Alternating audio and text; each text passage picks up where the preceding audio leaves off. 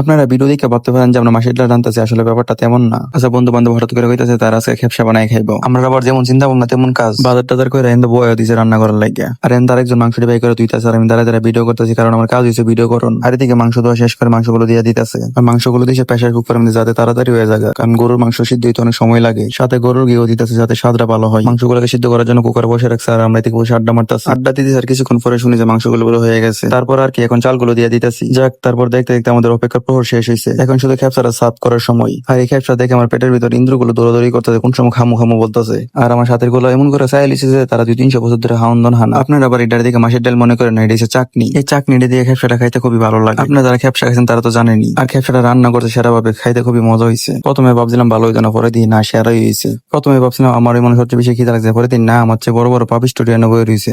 আমার শেষ মানে শুরু হয়েছে না, অলরেডি শেষ। কেমন হাং মানে এমন লেভেলের তো আমি জীবনে দেখছি না। বুঝলে আমার দুইটা শেষ, আমার দুই সবে রয়েছে। হ্যাঁ রে সরব না, এমন ধরছই না। কি কম তো মানে কি কম হেরা রে। তো বন্ধুরা, আজকের ভিডিও পর্যন্ত সবাই ভালো থাকবেন, সুস্থ থাকবেন। দেখা হবে অন্য কোনো ভিডিওতে। আসসালামু আলাইকুম।